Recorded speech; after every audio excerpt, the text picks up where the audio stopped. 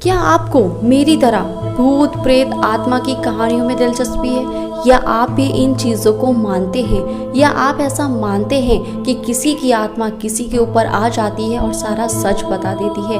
क्या आप इन सारी चीज़ों में दिलचस्पी रखते हैं? अगर रखते हैं तो प्लीज़ चैनल को सब्सक्राइब करें। दोस्तों, आज की जो हमारी कहानी है वो 10 साल पुरानी है और ये कहानी है अभिनव नाम के लड़के की, जो एक छोटे से गाँव से बाराबंकी शहर पढ़ने गया और वहीं उसके कुछ 4-5 दोस्त बन जाते हैं और वहीं वो हॉस्टल में रहकर पढ़ाई करने लगता है। पर ये घटना एक रात की है जिस रात ने अभिनव और उसके सारे दोस्तों की कहानी ही बदल के रख दी।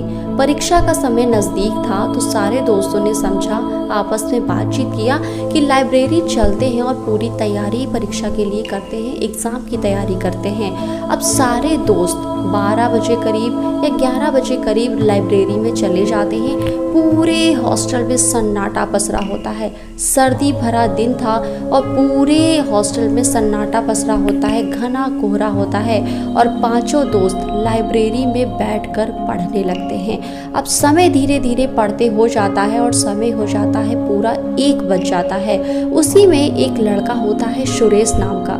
सुरेश किताबों को पटकते हुए बोलता है कि यार बहुत पढ़ाई वढ़ाई हो गई, पढ़ पढ़ के बोर हो गए हैं, नंबर जो आएंगे सो आएंगे, देखा जाएगा। कुछ ऐसा करते हैं, कुछ ऐसा खेल खेलते हैं जिससे कि नींद भी चली जाए और दोबारा से हम पढ़ने बैठ जाएं। कुछ ऐसा खेल खेलते हैं। अच्छा, उसी में एक लड़का होता है जिसका नाम होता है नितिन। नितिन उसमें से बोल उठता है कि चलो आज मैं तुमको एक ऐसा खेल दिखाता हूँ जिसमें हम पांचों आत्मा से बात करेंगे। अब इतना सुनते ही अभिनव के तो कान खड़े हो जाते हैं कि ये क्या पागलपंती वाली बातें कर रहा है। एक तो ऐसे ही सारा माहौल सन्नाटे से पसरा हुआ है और ये कैसी डरावनी डरावनी बातें कर रहा है, और बहुत ही घने कोहरे वाली वो रात थी। इसी बीच नितिन किसी की नहीं सुनता है और वो पास वाले कमरे से एक बोर्ड लेकर आ जाता है। जो बोर्ड होता है ना स्कूलों में, एक तरीके से वो बोर्ड लेकर आ जाता है जिस पर ए से लेके जेड तक ABCD लिखा होता है और कॉर्नर कॉर्नर पर यस या नो लिखा होता है और 0 से 9 तक राउंड में गिनतियाँ लिखी होती हैं। उस बोर्ड को लाइब्रेरी में उठाकर ले आता है और उसी पर कैंडल जलाता है और बीच में एक सिक्के को रख देता है और अपने में आंख बंद करके पांचों दोस्त कुछ बोलने को, नितिन सबको कुछ बोलने के लिए कहता है। पर अभिनव इसमें से सबसे ज़्यादा डरा था और साथ ही सुरेश भी बहुत ज़्यादा डरा था कि ये नितिन एकदम पागल हो गया है, ये क्या कर रहा है। पर खैर इन चीज़ों पर इतना जल्दी विश्वास कौन करता है, तो सबने सोचा भाई खेल है, चलो खेल कर ख़त्म कर देंगे। जिस बोर्ड को नितिन लेकर आया था उसमें बीच में सिक्का लगाया था और आसपास कैंडल जो जलाई थी, और ये सब करने से पहले ही पूरा उसने लाइट को ऑफ कर दिया था।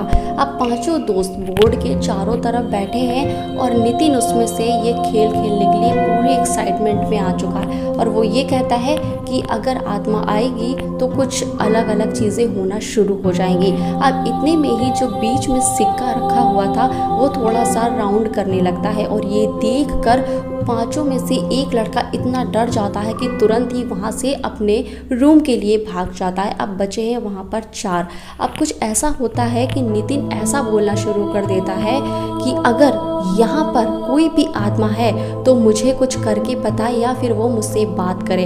वो इतना ही बोलता है कि लाइब्रेरी की जो किताबें जिसमें रखी होती हैं 2-4 किताबें बहुत तेज़ी से एक साथ ही गिर जाती हैं और ये देखकर अभिनव बहुत ज़्यादा डर जाता है और वो एक दूसरे के हाथ को पकड़ लेते हैं। इतने में नितिन क्या कहता है कि अगर तुम लोग डर के यहाँ से भागोगे तो तुमको आत्मा परेशान करेगी, एक जगह जम कर बैठे रहो। और वो सारे के सारे बैठे रहते हैं और इतना ज़्यादा अंधेरा होता है और इतना घना कोहरा होता है। इसी बीच अलग अलग आवाज़ें होना भी शुरू हो जाती हैं। इतने में ही नितिन फिर से वही चीज़ को दोहराता है कि अगर यहाँ पर कोई भी आत्मा आ चुकी है तो वो मुझसे बात करे या फिर कोई भी अलग काम करके दिखाए। इतने में जो सारे स्विच ऑफ होते हैं पंखे के। अब सर्दी है तो सारे पंखे बंद ही होंगे और लाइट तो पहले से ही बंद थी। अब सारे पंखे बहुत तेज़ी से चलने लगते हैं और चारों के चारों इस बार इतना ज़्यादा डर जाते हैं, इतना ज़्यादा डर जाते हैं कि फिर उसमें से जो 2 लड़के होते हैं वो भाग निकलते हैं उस लाइब्रेरी से, गेट खोलते हैं और भाग निकलते हैं। वो अपने रूम पे जाकर बैठ जाते हैं। पर इतने में ही जब वो दोनों भाग रहे होते हैं और अपने आप से लाइब्रेरी का गेट अंदर से बहुत ज़ोर से आवाज़ से बंद हो जाता है और जो बाकी के उसमें 2 बचे हैं, यानी अभिनव बचा है और नितिन बचा है, वो ज़ोर ज़ोर से अंदर से चिल्लाने लगते हैं। अब सारा हॉस्टल जाग जाता है और दरवाजे को खोलने की कोशिश करने लगते हैं। काफ़ी उस दरवाजे पर लाते घूंसे मारे जाते हैं। बहुत देर के बाद, कम से कम 1-1.5 घंटे के बाद वो दरवाजे को खोलने में सफल हो पाते हैं, यानी सारे हॉस्टल के बच्चे जाग जाते हैं। जब गेट खुलता है तो कुछ ऐसा नज़र आता है कि जितने भी, यानी कि जो पहले के 3 दोस्त यहाँ पर बैठे थे जो भाग कर चले गए थे, वो भी अवाक रह जाते हैं। क्या देखने को मिलता है कि नितिन और अभिनव बिल्कुल शांत तरीके से नीचे बस लेटे हुए हैं। दोनों की आंखें खुली हैं पर दोनों एकदम शांत तरीके से लेटे हैं, यानी कि गेट ना अपने आप बंद हुआ था, ना ही दोनों ने अंदर से गेट को खोला है। ये सब कुछ उसी का करा धरा है जिसके लिए नितिन उस खेल को तैयार कर रहा था, यानी उस समय वहाँ पर उन दोनों के अलावा भी तीसरा कोई था। उस दिन के बाद अभिनव और नितिन की ज़िंदगी पूरी तरीके से बदल गई, पर कैसे बदली ये हॉस्टल में कोई नहीं जानता सिवाय 3 और लड़कों के। उस दिन के बाद जितने भी टाइम अभिनव और नितिन हॉस्टल में रहे, सच मानिए दोस्तों, ना वो कभी किसी से बोले, ना कभी किसी से हंसे और ना ही उन्होंने कभी कोई अदर एक्टिविटी की। और धीरे धीरे समय बीतता गया और दोनों वापस अपनी पढ़ाई को छोड़कर अपने घर चले गए। पर ये सब कैसे हुआ, एक रहस्य है। ये सब कैसे हो गया वो तीनों दोस्त भी आज भी नहीं समझ पाते हैं। अगर आपको भी ये सब सुनकर रोए खड़े हो गए हैं तो सच में चैनल को आपको सब्सक्राइब कर देना चाहिए।